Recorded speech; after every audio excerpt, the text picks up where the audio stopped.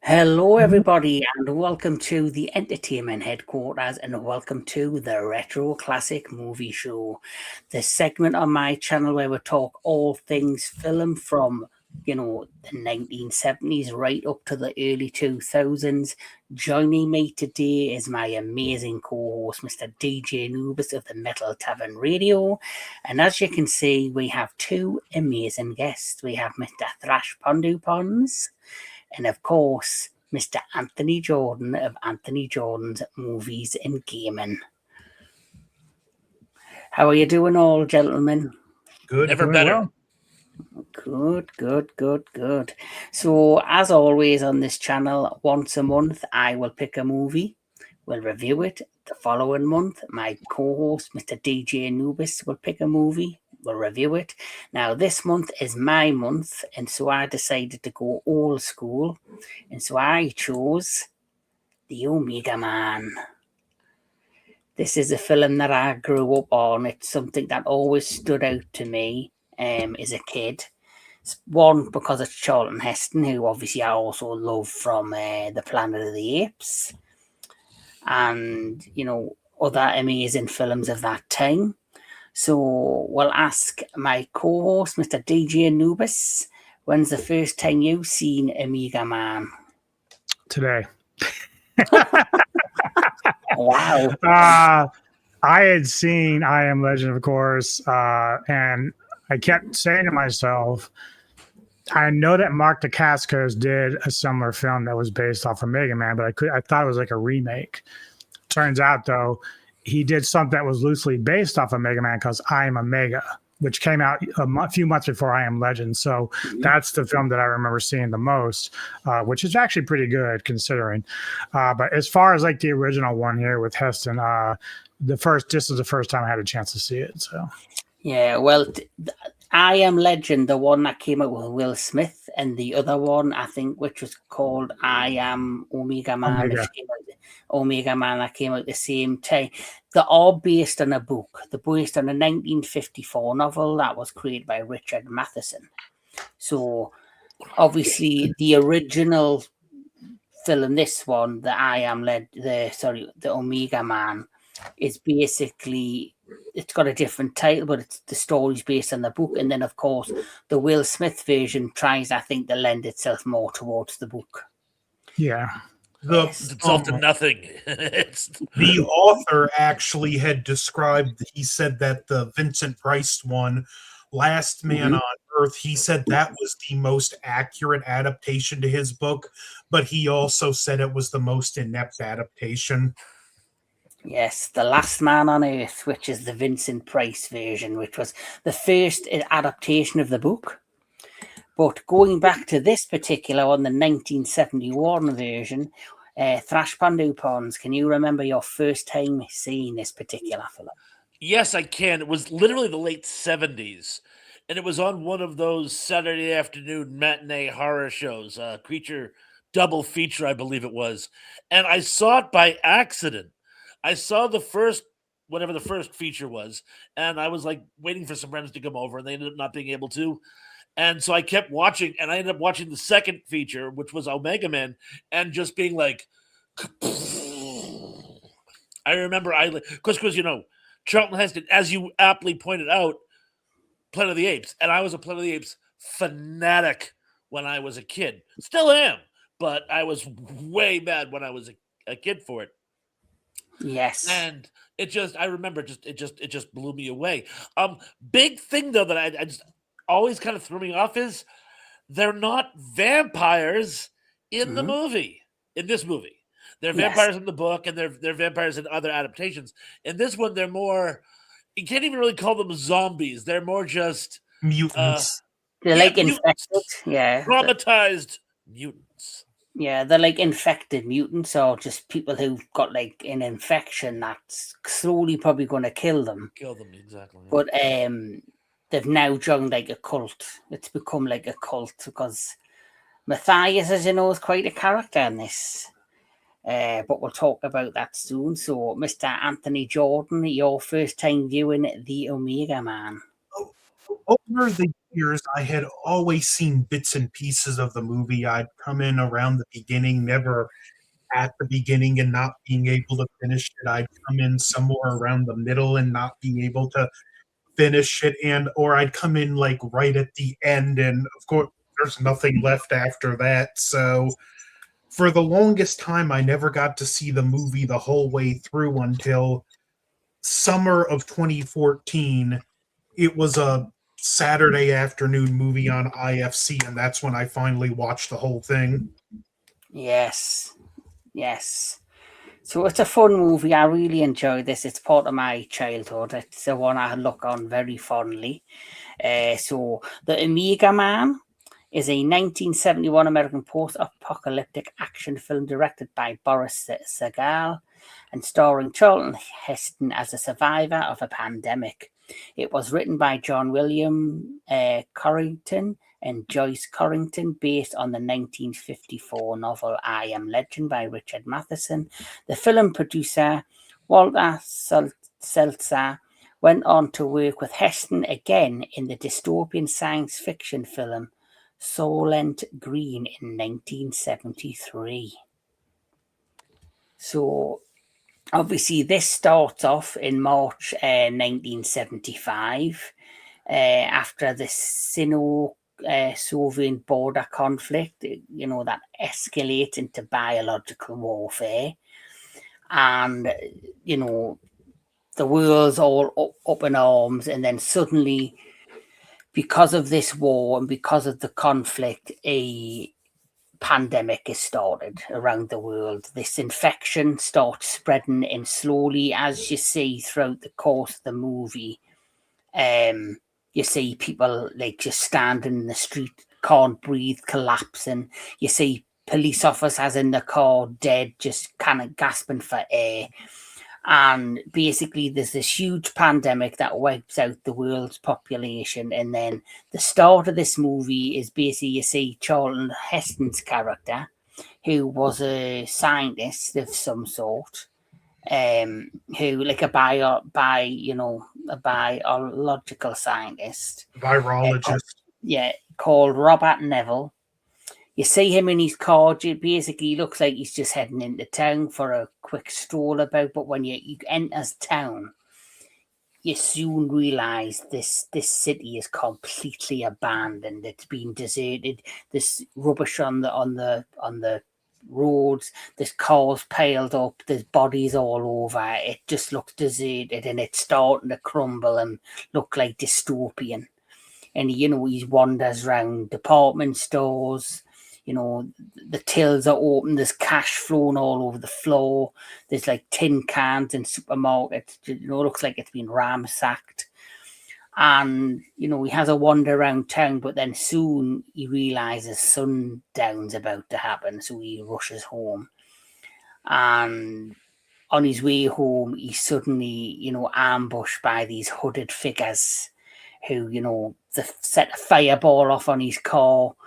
And he luckily makes it back home, where he has like a power generator that powers the outside lights that like basically cover the ground around it. That these hooded figures soon run away, and it's then apparent that he's not the only survivor, and there's something a lot more dangerous going on. So Thrash, we'll start with you. How your overall thoughts of the beginning of this particular film? Well, it really kind of it kind of catches your interest because it's this sort of this one man wandering the streets. There's like literally no one else around. You're really just like, well, as a child, I was like, how do they film this? Like, how do you film an urban landscape without people around? I guess they filmed it on like a big holiday at like 5 a.m. Sunday morning. It was filmed on Sundays. Sunday morning, and it was like a holiday. So there's a story that you can see a woman on a payphone in one shot. But regardless, it's a very well put together scene, and he's just sort of going about his daily routine. And you're kind of like, what's going on here? Like he puts on a movie and he says held over for its fourth year because it's the only movie he can figure out how to watch. And you think it's, as you say, at first it's almost like a tranquil existence. I'll come in again. That's all, folks. Existence until the mutants start coming out. And I love the trope they use for them. With the old style monk robes, very sort of, I don't know, retro, medieval, like something out of the Epic of Gilgamesh. Just brilliant. It gives them almost an otherworldly feel. Mm-hmm. It's like they've regressed back into medieval times, but it's also because of the leader of this now cult, who will soon realise who is the leader. So he has a couple of shots. There's Charlton Heston who's walking around town, and there's cobwebs growing. This is when he's in the department store and he's just trying clothes and that on. And then, of course, yes, like you say, you meet these hooded figures. And one of these hooded figures we're introduced to is the leader of what is now pretty much a cult of these infected people called Matthias. Now, Matthias, for me, imagine seeing him as a kid. That was quite terrifying.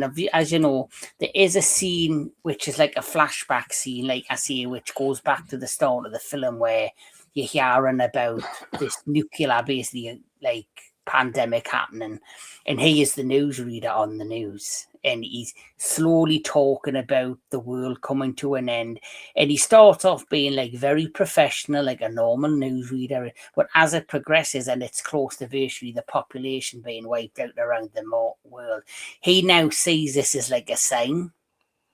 He thinks this is a new beginning, the end of the world. It's become a religious matter to him, and now he takes this as the beginning of a new era for the human race, and then he kind of uses this to manipulate the people and who are him infected, who have still survived, to build this religious foundation around it all.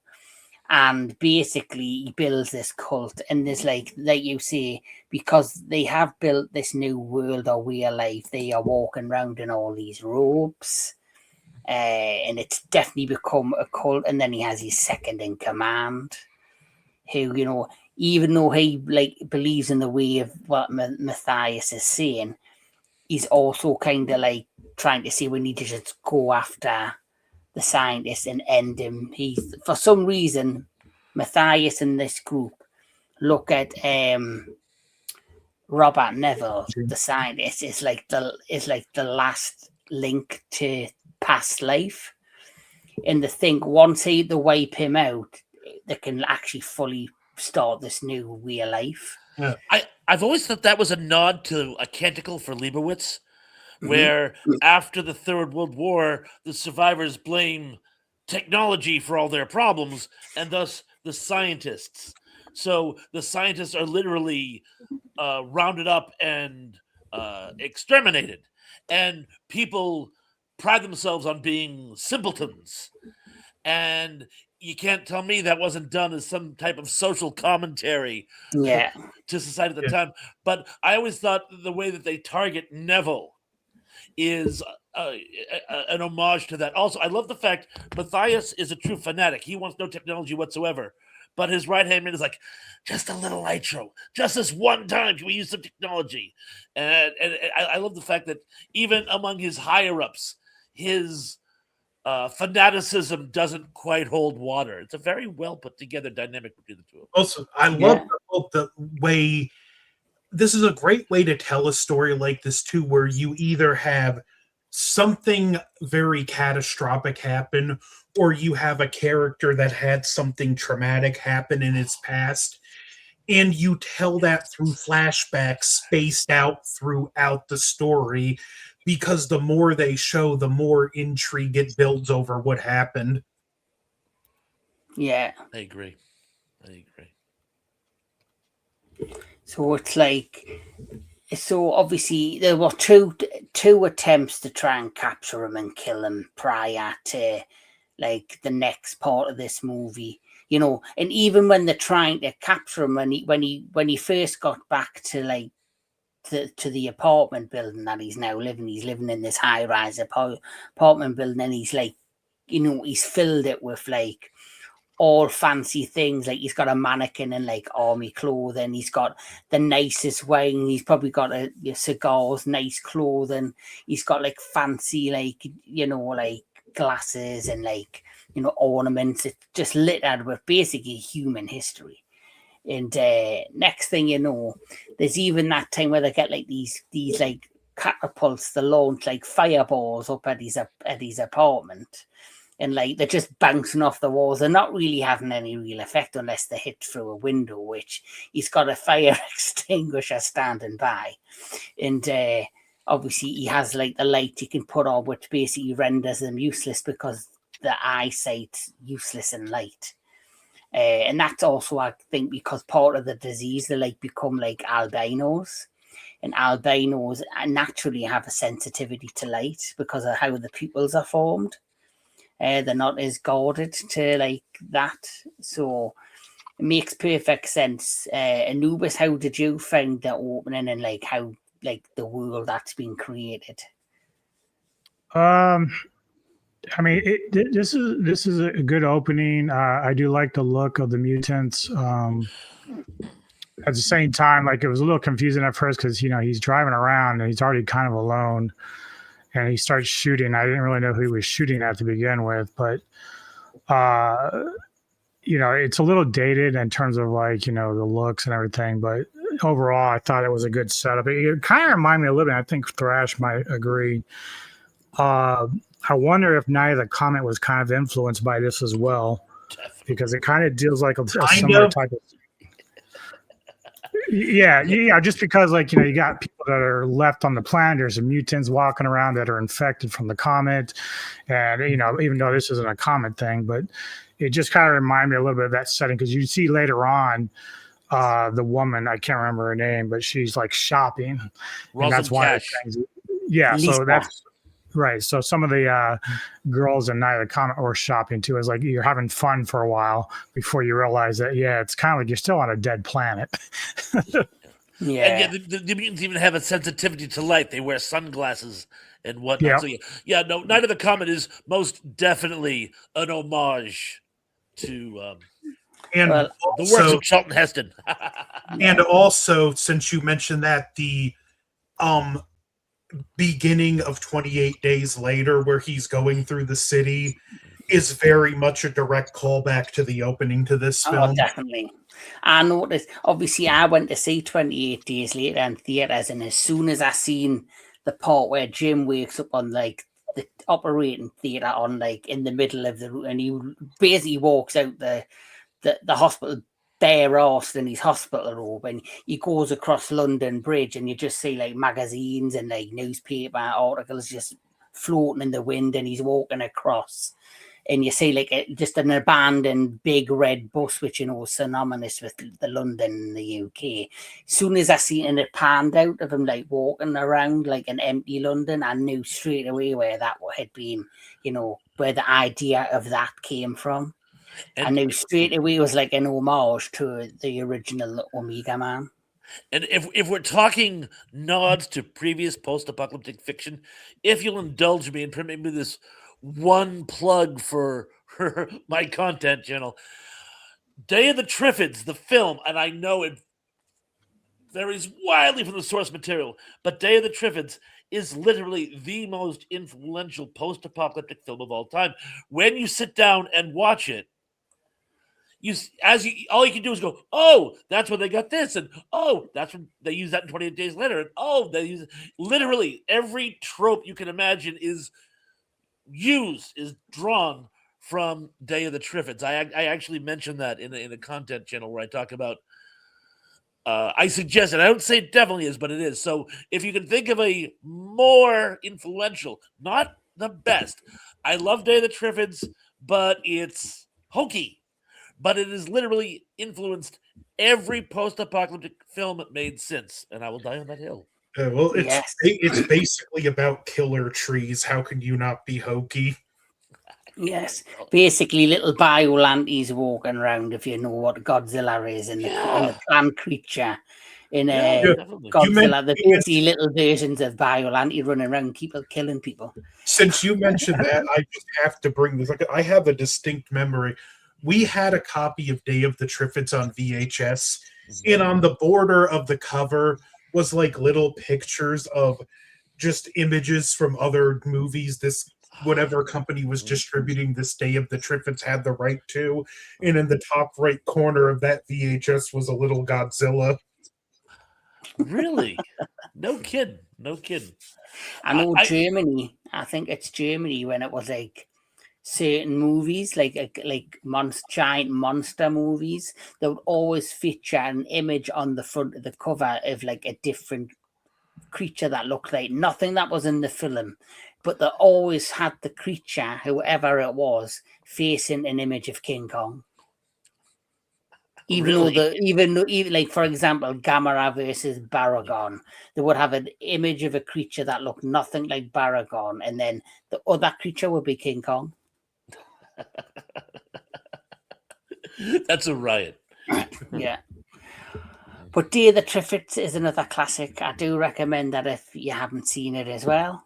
But going back to the film, after going back and forth, kind of hiding from the infected, as you mentioned, Anubis, he suddenly one day is out in town, decides to go into a clothing store to pick up some new garments, and he notices what looks like a mannequin moving. And then when the mannequin, he realizes, is a person, it turns out to be Lisa.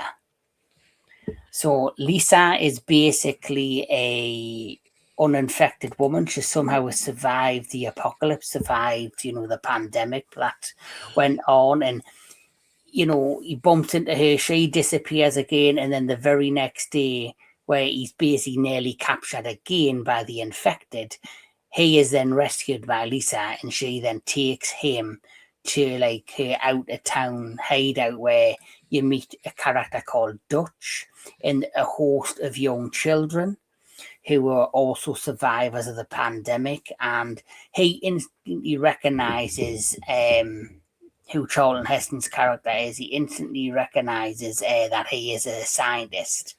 He recognized Robert Neville, who he himself is an inspiring biologist or scientist, and recognizes him for his work. And so they start talking about potentially finding an antidote for the infected. But I think up to that point, Neville's he tried it once, it was unsuccessful on a infected person who he ended up having to kill.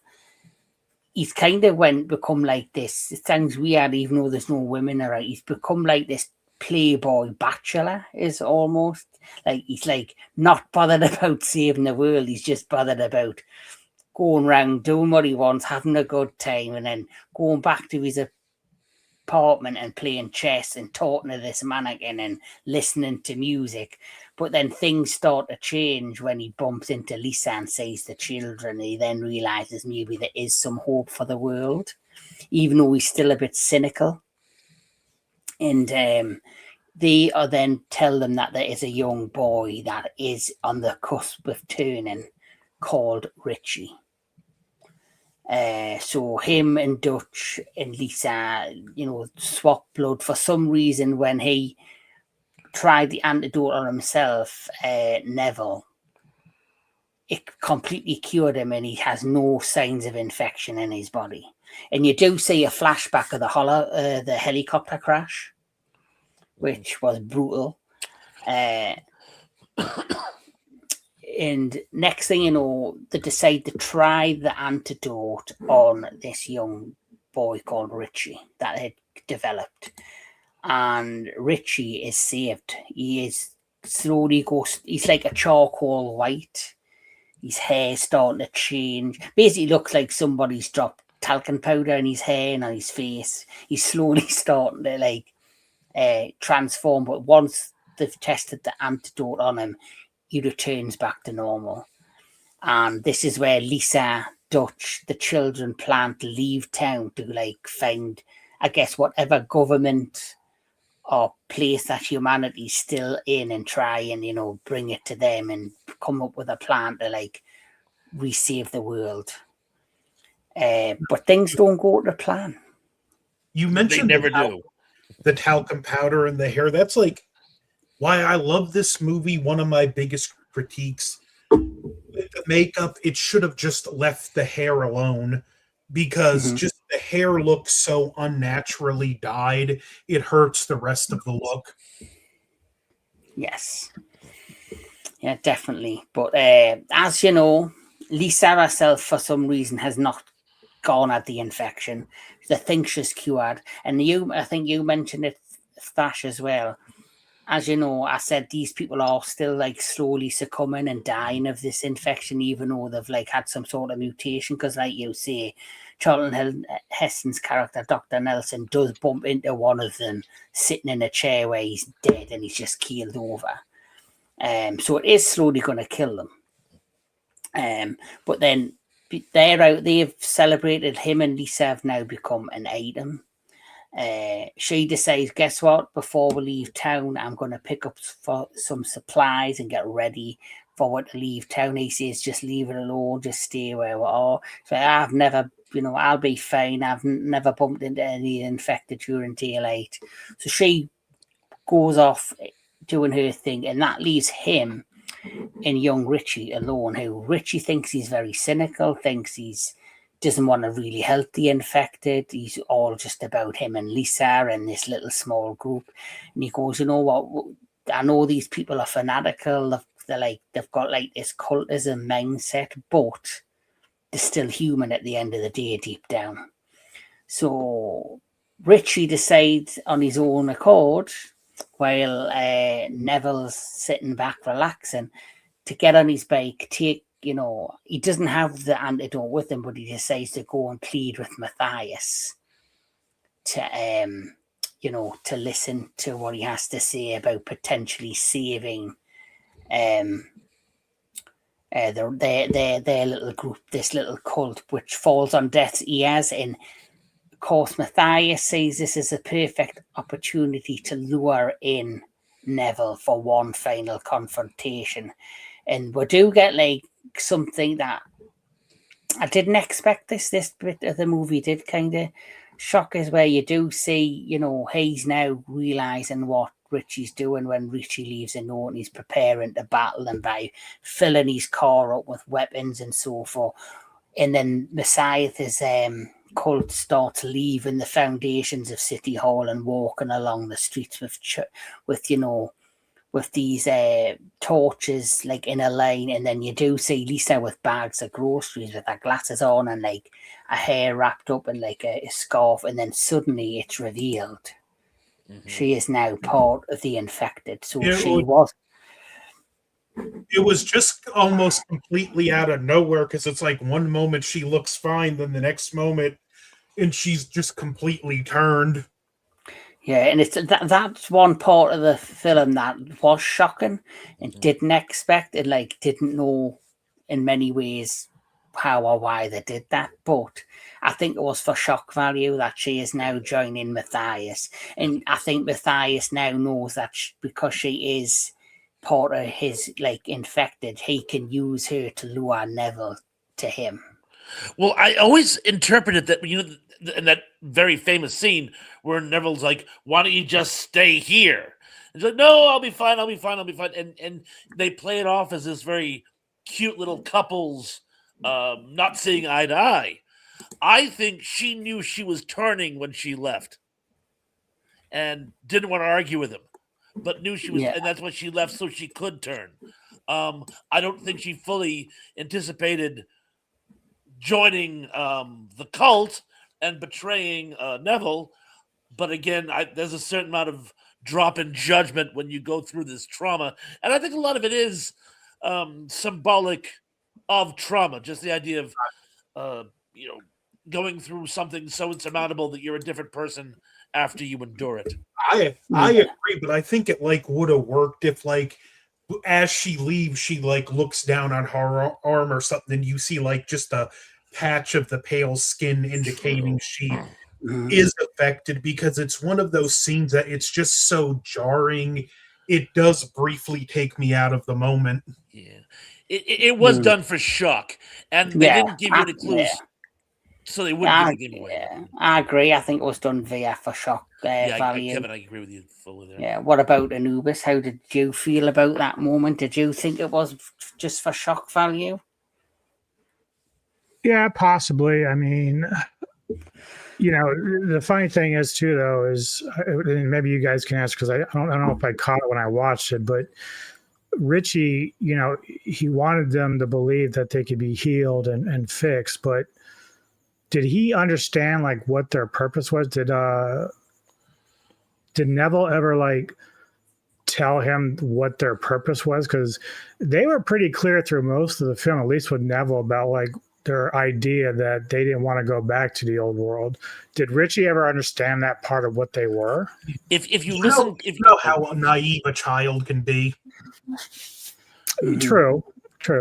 There's a scene, if you listen closely to some of the dialogue, and I can't remember now. I remember the dialogue. I don't remember who necessarily says it, but either Lisa or Richie says, "We even ran with Messiah for a while in the early days after the pandemic."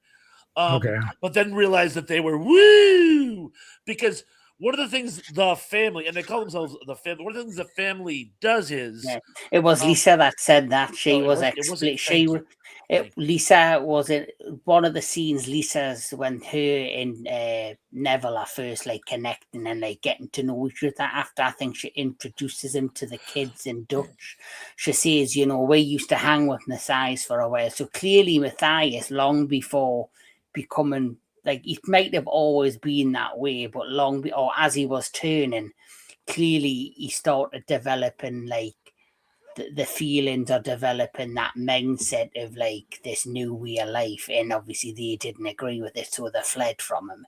Before, so I guess Richie was just basically hoping they would want to come back to be normal. It's the naivete of youth, and that's something that you see a lot of in post-apocalyptic literature as a whole.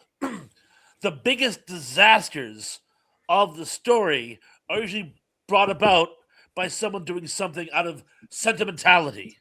Yeah. They make a very poor decision because they can't.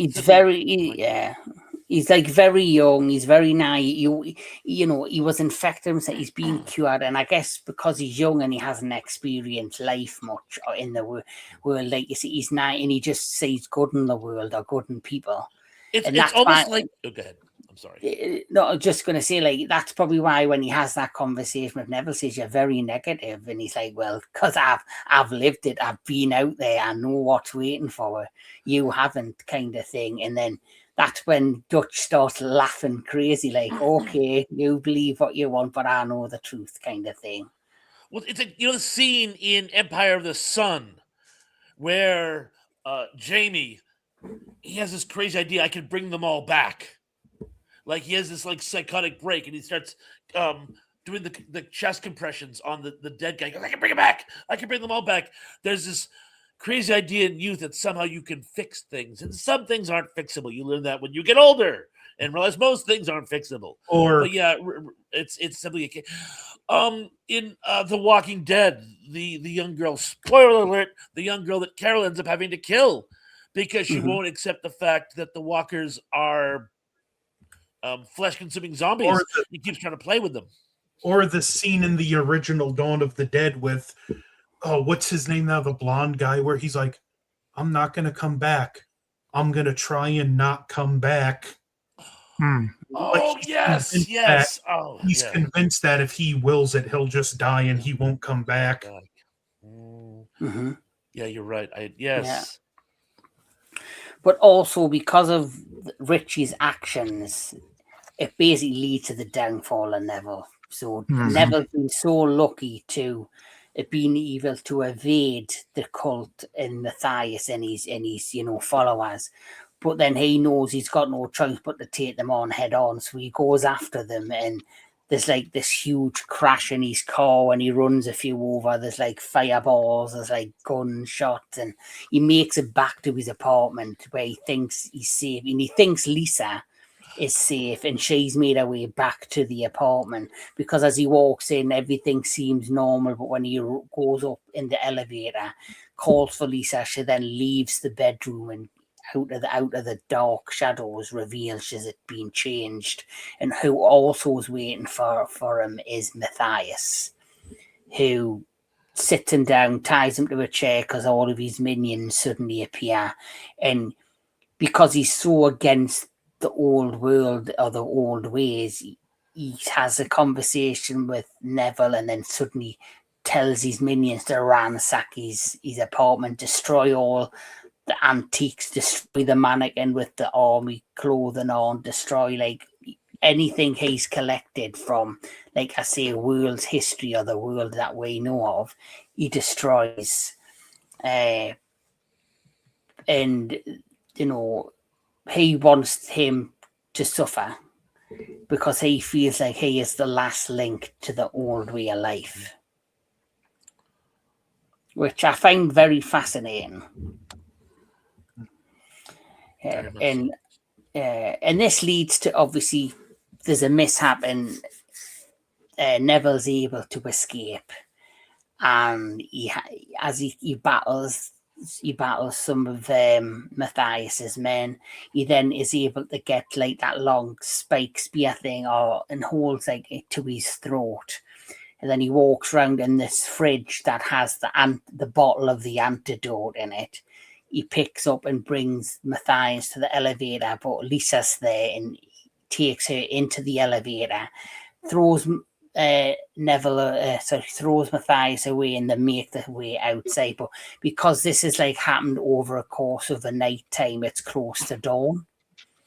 So they basically go out to the fountain area of outside the apartment. There's this lovely like miniature park, a fountain area where they are there, where of course Neville's there. He's there with Lisa. He's waiting for Dutch to turn up to collect them. But also, I forgot to mention, we did have that sad scene with Richie, where Richie's in the town hall, where obviously Neville went to save Richie or to go find him, and he found him dead at the bottom in the big, I guess, the bottom of the town hall in this big conference room where his body's just left there dead. So, another tragedy. Just in case there was any part of you who thought that there was something redeemable in the family, they definitely wanted to make it very, very clear just how far gone these people are. They didn't want you to think, well, maybe Richie was right. No, Richie was not right. Yeah, I'm afraid. Yeah, so they basically wanted to show like how far Matthias is willing to go for his ideology of the new world. But he's willing to kill a child to prove a point, which was quite scary and of Matthias to do, and quite brave of the filmmakers to show the death of like a young child, Richie. Which back in them days, like in the 80s and the 90s, they were willing to take risks. Not in Disney World era, not in the woke era, no. You hardly see things like that happening in cinema or television today. Well, seeing that though, they did kill kids in It, Welcome to Derry. They didn't hold back there. That was pretty damn a cool show if you haven't seen it. But basically, Neville's holding out for Dutch to arrive as the sun's rising. He's trying to convince Lisa to stay, but then suddenly on the balcony of Neville's own apartment, you can hear Matthias calling out to Lisa to try and lure her back in, which is also a distraction to Neville, who's trying to keep himself safe and also keep her safe, where suddenly Matthias sees one of them large spears available on the balcony. And as we all know, Matthias uses this opportunity and lures Lisa forward, which distracts Neville, and the spear is thrown and pierces the chest of Neville, who falls back into the fountain. And that's what happens, and nothing to me. This is the one thing I found was really, different to most films. You mostly see the bad guy meet the comeuppance. You mostly see the bad guy, fall or get killed in a gruesome way. He gets away with it. Mm-hmm. Matthias is one of the only villains you see that doesn't die or get any sort of retribution for the acts and the crimes that he came up with, because he kind of disappears. The only thing I can think of, because we know this is a progression disease and he's got this ideology, this is the new way of life, this is the new world. Eventually that disease is going to finally take a hold over Matthias and he's going to die naturally of the disease. He's going to die off camera. You're correct, yes. He's just going to naturally fade away and die. But because of this... Did anybody else get the same feeling I did at the final shot of Heston hanging there?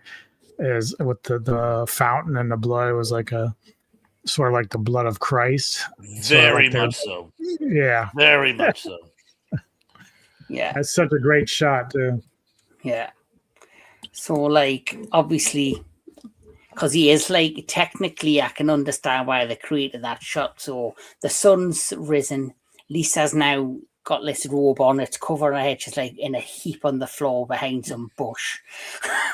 Dutch turns up with the kids. And he notices, the place has been ransacked again. And Matthias is probably sleeping in the apartment now that he owns it. Behind closed doors. He's like, I've got your apartment now, bitch. And so, as he gets close to the apartment, he notices the fountain and he sees, of course, Neville there. But then if you notice on the image that I showcased, you've got that big red bottle sitting on the side, which is the antidote. And the last words that Neville says to Dutch is to take the bottle and to take Lisa.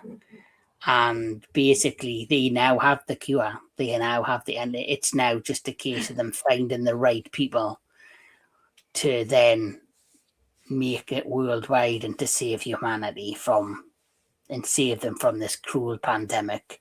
And like you say, it's the beginning of a new era.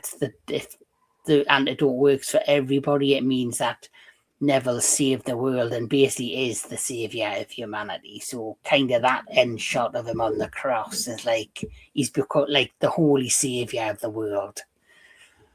What I think makes the ending work is that we didn't see a flash forward to 100 years in the future and humanity is still thriving.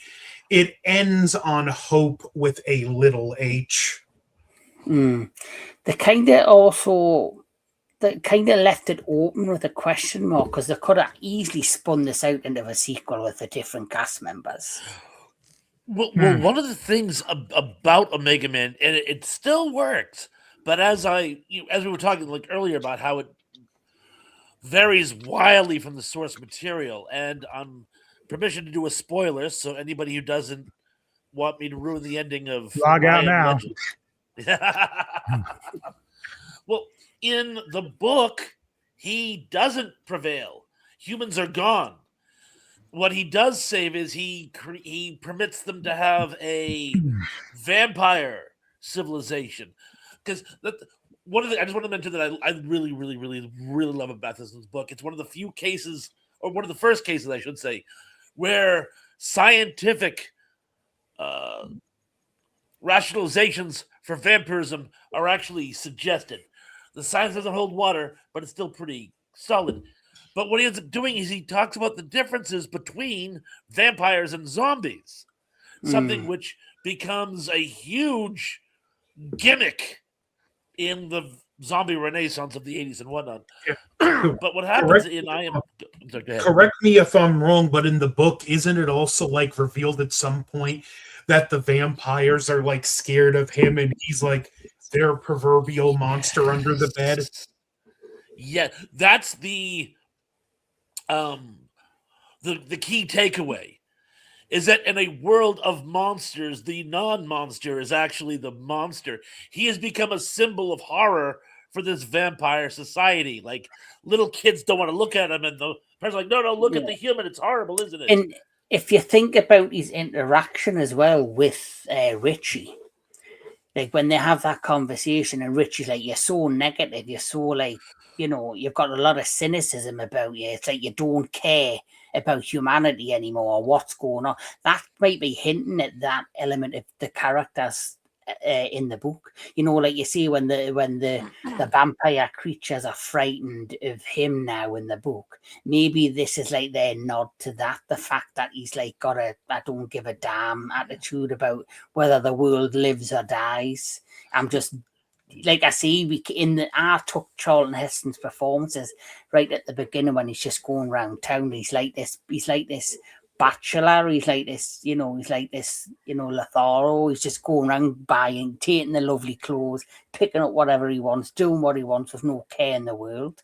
Yeah. And I felt it's like he's that way and has that attitude because of all the things he's seen, and he in his own way he's had no hope until he met Lisa and this group of children. It then gave him like a purpose again. It was like he was purposeless for so long and was just doing his own thing.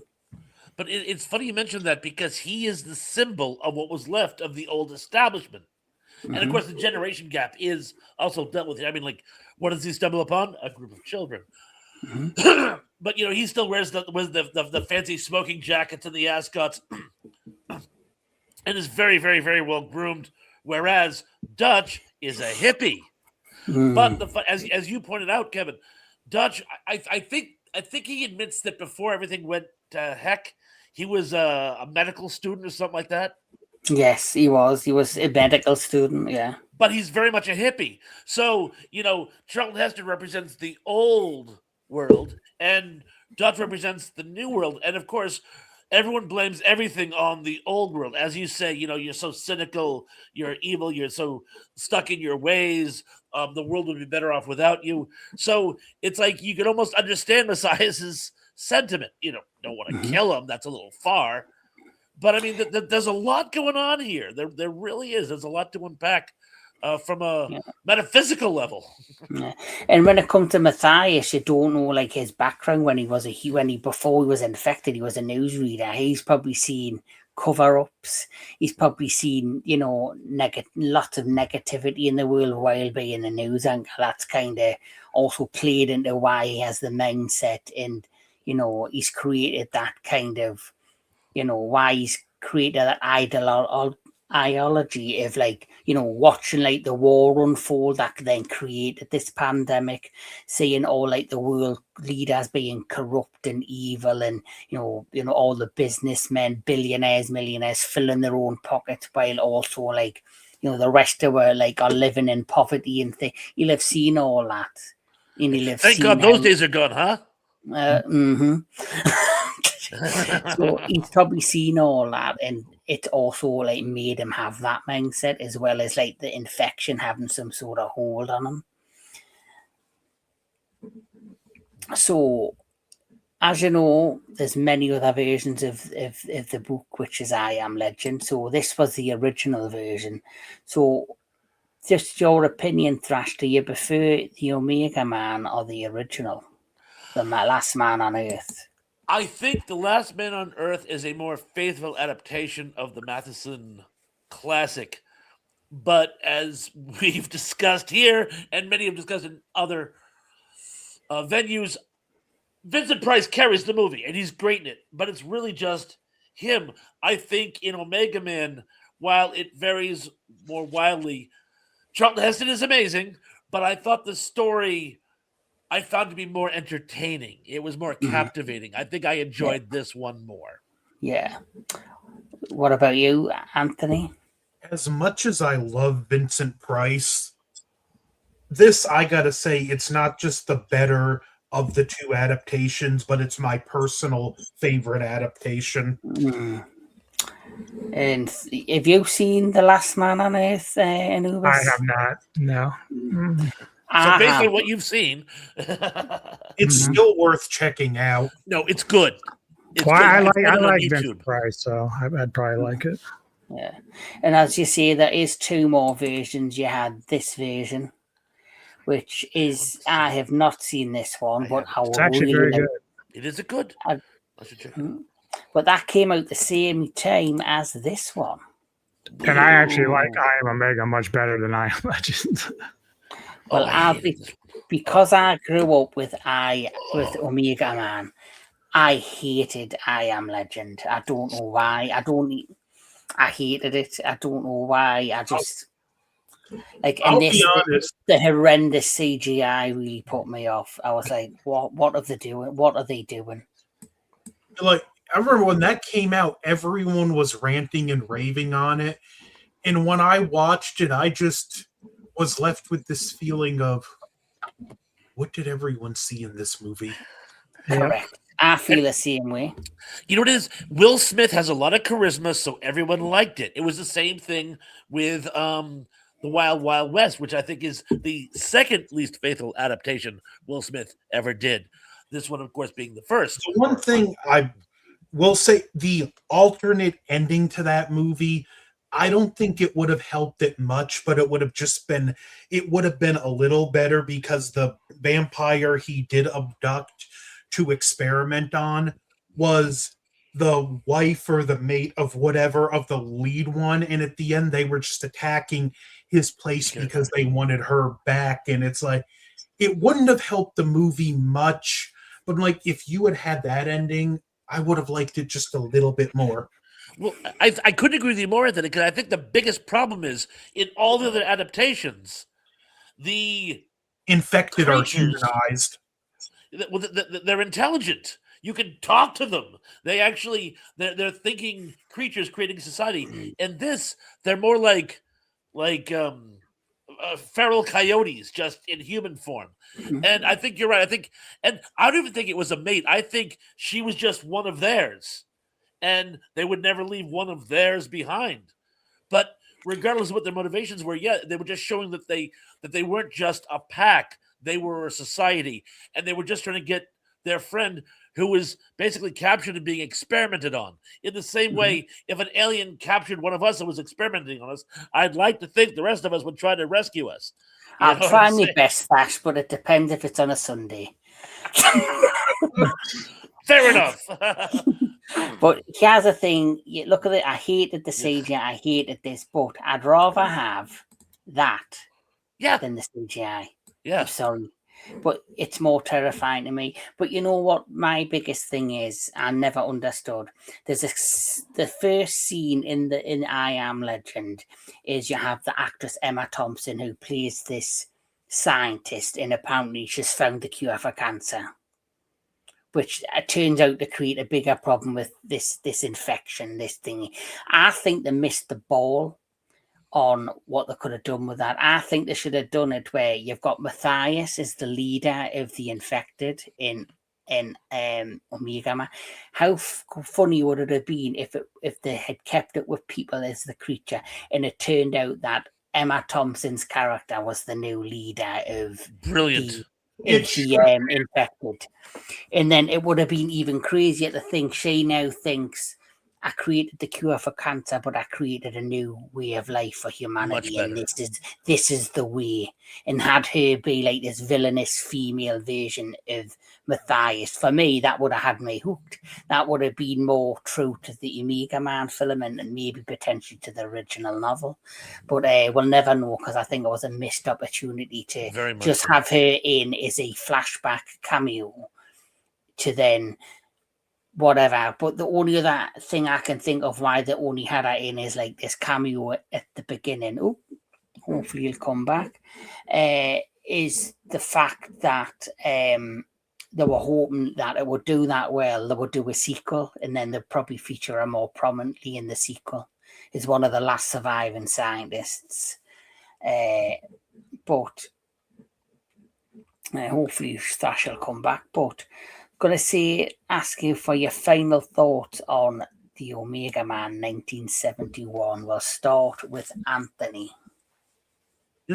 I think it's a classic. Yeah, it doesn't age well, and it's a little hokey in a few places, but it's still got that charm of like 70s era science fiction. You had 50s science fiction, which was more like flamboyant, maybe is the word. Then you had the 60s science fiction, which was flashier. Then 70s science fiction is where the world started to become grittier and they started to tell bleaker stories, and this just fits in with that. And just Charlton Heston's performance, which there's enough to this movie that he doesn't have to carry it, but still scenes like the opening shot where it's to his narration and we just see the shots of him acting without speaking, and that takes a very special kind of talent as an actor to be able to do those scenes. So like, I love this film. I'll give it a 10 out of 10. Nice. And you know what, you've mentioned it, the music's very like of the time. It's got that 70s music vibe, like the hippie type, like electro music, which I really enjoy. You know, so I don't mind that though, because like just it's part of those 70s movies, and just look at the caliber of movies we were given in the 70s, from like Dirty Harry, The Exorcist, The Godfather. Like the 70s was just one of the best decades in movie history. Couldn't agree more. And I agree, I love the music as well, and for me it enhances his character, because he's like, I see, he's like this like bachelor living in the 70s, like that might be dystopian and you know all that, but he's still living in that era. Thrash, your final thought and rating for the Omega Man? Just that Charlton Heston is the quintessential post-apocalyptic film actor with 4 to his credit. And this is possibly my second favorite. And that's up against some really stiff competition. Yeah. I thought the film was very well put together, very entertaining. Charlton Heston is the main brilliance in it, but he's not the only brilliance in it. The rest of the film holds together very, very nicely. I don't know if I can quite give it a 10 out of 10. I will give it a solid 9 out of 10, though, because it's just so much fun and entertaining and just really slick. I also think Anthony Zerbe, who plays Jonathan Matthias himself, I think he's brilliant. He is. I think he's brilliant in this. And one thing I have to point out, since we're talking about cast, his right-hand man, played by Lincoln Kilpatrick. Yeah, he's Zachary. Also his character was called Zachary. Zachary, yes. He's also in Soylent Green with Charlton Heston. He plays Father Paul, the one who knows what's going on before Charlton Heston did. And he's been in a couple of other post-apocalyptic films. He was a great actor. He's no longer with us, like some of the others. Yes. But I had to throw that in there. Thank you for indulging me. No, that's fine. Any more trivia or facts that you know about this film that you want to spin out before I go to Anubis?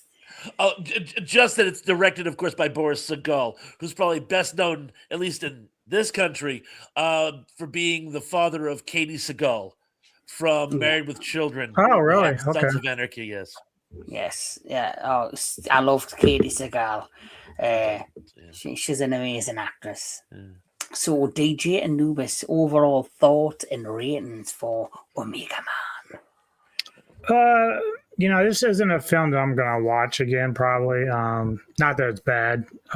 It's just, it is dated for me. And so it was kind of hard to kind of stick with it as much. And I'm a big 70s guy anyway, but depending on the film. However, the one thing I really appreciate about the film is obviously the acting, top notch from top to bottom. There were times that Zerbe early on, I almost confused him with John Lithgow, the way his face looked with the makeup. So I kept thinking, is that Lithgow? Or is that? So I had to go check his name. But the acting is amazing. Heston's always great. The other thing I really appreciate that we didn't really touch too much on is during this time, obviously, when you have blaxploitation and stuff like this, they weren't afraid to go with a white guy and a black woman kissing. I've seen this also with Live and Let Die with James Bond and Roger Moore. I like that they weren't as scared or shy to go away from that, especially around this time. This is in 71, which is just on the cusp of all the other stuff that's going on with civil rights and stuff like that. So I appreciate that a lot. Cinematography was great. I like the use of shadows. Like I said, the ending with the way that Heston was like basically almost like Christ on a cross with, the blood of Christ around him. That was an excellent job of portraying that because, they did reference him as like the savior a couple of times within the movie. So I kind of like that, what the director did with that. Overall, I'd probably give this more like a 7.5 for me. I didn't Still a good rating. It's still a decent movie. I just, I can't tell. Like, it's worlds better than I Am Legend. I mean, I'll tell you that. My rating for I Am Legend is probably like a 0. I really hated that film. So, I would kind of like to see an updated version of this just to see what they could do. But I want them to make sure that they flesh it out like this. I don't want it to be cheesy. Like, I felt like I Am Legend was just going for horror rather than actual like sci-fi and thought process with this one. This one was just a better story overall than I Am Legend, and so and cast John Lithgow as Matthias. Did he pass? Is he still alive? John Lithgow, no, he's still going. Oh, is he? Okay. He's going to be playing Dumbledore in the new Warner Brothers. Oh, really? That's funny. So I mean, like because like the story is really good, and you guys know more than I about the actual story of the book, but to me, if they do like a remake, I hope they do it some justice, like just make it a little bit modernized, and have some good actors in it, because this actually is a good film. It's just not one I would watch that often. Mm-hmm. I'm similar. I would like another shot of them doing a more faithful adaptation of the book, but I think if they can't do it in film form, do it in television. You've seen how far in advance streaming has gone. I quite like the first few seasons of the Westworld television show that came out with Ed Harris. I thought that was a fairly good show when they adapted that into television. So I could see them really taking the I Am Legend book and fleshing it out better with stronger stories, more connections to the book, and giving it, a great shot. As for me, like I say, I really wanted to do this because it is a childhood favourite of mine. I just like it for its setting in the 70s. I love Charlton Heston in this. Like I say, I love the character Matthias. I think he's a great villain. I love the fact he's the villain that got away. Which doesn't often happen in film. And so for me, for its setting, for cinematography, for its great acting, its great story, I'm pretty much going to give this a 9 out of 10. So that's my ratings for this, just because it's a classic and I love it.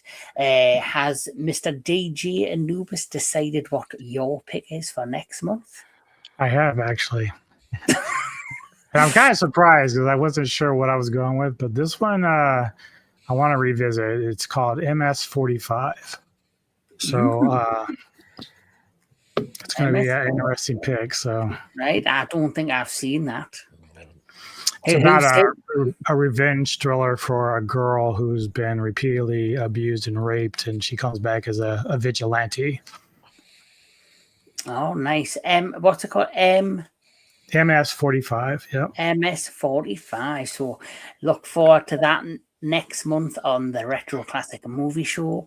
But also, my friend, tell us what is coming to the Metal Tavern Radio. Let's see. Going into next week, right now I have on the schedule Ghouls at Midnight. My pick this time around is a movie called Faceless with Bridget Leahy, French horror film. Then on Thursday, I'm doing a Kaiju Spotlight with Jake Hall for Daimogen, the samurai warrior demon god.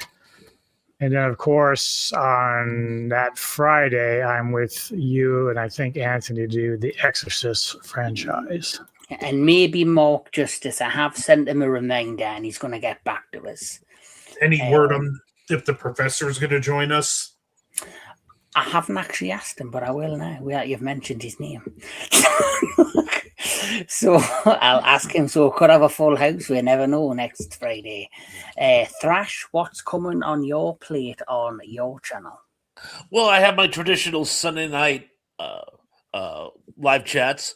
We'll be doing that this Sunday. Not quite sure if I'll have anybody with me or not, but either way, solo or in a group, we always have a lot of fun. During the day, Sunday, I'll be on the Unapologetic Geek. We're going to be talking about the works of Harryhausen. We did the first half last week. We're doing the second half this week, and I am doing a labor of love. And I promise I will get this out soon, but it's taking me forever. I recently, for the first time, saw the very, very, very under the radar Twilight Zone Christmas special, A Carol for Another Christmas, the 90-minute experimental holiday film by Serling, and I am doing a retrospect of it. But I'm going to give you guys a hint. It's not one of my more positive retrospects, so it's very emotionally draining. But I promise I will present it and in due course. Nice. Well, I'm sure it's going to be interesting, and I'm looking forward to seeing that. Also, Thrash, are you a fan of the movie Conga? I loved Conga. Yeah, because I don't know if you're available tomorrow night, but I am going to be doing a retrospective on that as well tomorrow, if you would like to join us. Same time as the Omega Man. Ooh, I will. Can I get back to you tomorrow? I have to see if the decks are clear. Yeah, absolutely. I'd love to. I'd love to. I don't know if I'm available. Yes. So, Anthony Jordan, anything coming up on Anthony Jordan's movies and gaming? Well, next week I'll be on the Exorcist franchise discussion. I'm gonna jump back into my Return of Godzilla-thon soon, and I'm putting this in a maybe, and I'm being vague because I got a project that I'm going to talk about something, but because there's like some like emotional like connection to this and just what it had this property had meant to me, it's kind of an intimidating one. So it's like I might or might not do it because it's something I tried to do a few times, but I was never happy with the finished product. I'll keep a posted on that. And I hope you do it, because sometimes, even when things get emotional, sometimes we've got to like do things to face it head on, and by the end of it, we'll feel a lot better for doing it. But as for me, as mentioned, tomorrow night on the Entertainment Headquarters, we're doing Conga. It's the next Kaiju Connections Classic Kaiju review. Then next Friday on Into the Darkness, we are doing The Exorcist. And the following week, which is the 17th, I believe, I think do you have this down on your calendar, Anubis? What's that? On the 17th, because I'm going over to the Metal Tavern Radio on the 17th, and we're going to be doing, we're doing my pick for the cinematic synergy, and we're doing Bone Tomahawk, which is one of my favorite films with Kurt Russell. And then on the 20th of February, I've got a very special movie special, and we're going to be talking about the Rocky franchise. Yeah, we're doing from Rocky 1 to 5, and we might just give a quick mention to the Creed movies. But it's all about Rocky Balboa and, of course, Sylvester Stallone. But that's what's coming up on the Entertainment Headquarters for the rest of February. But as you can tell, this has been the Retro Classic Movie Show. We've talked all things Omega Man. Thank you to my two amazing guests, Mr. Anthony Jordan of Movies and Gaming, and of course, Mr. Thrashpondo Pons. And of course, I cannot do this without my co-host, Mr. DJ Anubis. Is there two stars together like what am I, chopped liver? Well, you knew I was going to give you a special shout out. I always do. I never let the main man down. But of course, this has been Retro Classic Movie Show. This has been the Entertainment Headquarters. Please like, share, and subscribe to each of my guests here. And we'll catch us all at the next one. So keep loving your movies, keep loving all things entertainment. Over and out.